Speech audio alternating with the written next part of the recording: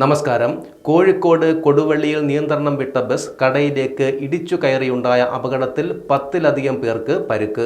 കൊടുവള്ളി മദ്രസ ബസാർ വളവിൽ ഇന്ന് രാവിലെ 7:15-നായിരുന്നു അപകടം. ബംഗളൂരുവിൽ നിന്നും കോഴിക്കോട് ഭാഗത്തേക്ക് പോവുകയായിരുന്ന സ്ലീപ്പർ ബസ്സാണ് അപകടത്തിൽപ്പെട്ടത്. സ്ലീപ്പർ ബെർത്തിന്റെയും കെട്ടിടത്തിന്റെ സ്ലാബിന്റെയും ഇടയിൽ കുടുങ്ങിയ യാത്രക്കാരനെ ഫയർഫോഴ്സ് എത്തിയാണ് പുറത്തെത്തിച്ചത്.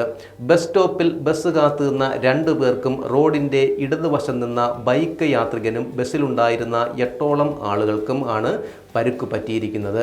2 പേരെ കോഴിക്കോട് മെഡിക്കൽ കോളേജ് ആശുപത്രിയിലും മറ്റുള്ളവരെ കൊടുവള്ളിയിലെ സ്വകാര്യ ആശുപത്രിയിലും പ്രവേശിപ്പിച്ചു. പോലീസും ഫയർഫോഴ്സും മോട്ടോർ വാഹന വകുപ്പ് ഉദ്യോഗസ്ഥരും നാട്ടുകാരും ചേർന്നാണ് രക്ഷാപ്രവർത്തനം നടത്തിയത്. ഏതാനും ദിവസങ്ങൾക്ക് മുമ്പ് ഇതേ സ്ഥലത്ത് KSRTC ബസ് നിയന്ത്രണം വിട്ട് കടയിലേക്ക് പാഞ്ഞു കയറിയിരുന്നു.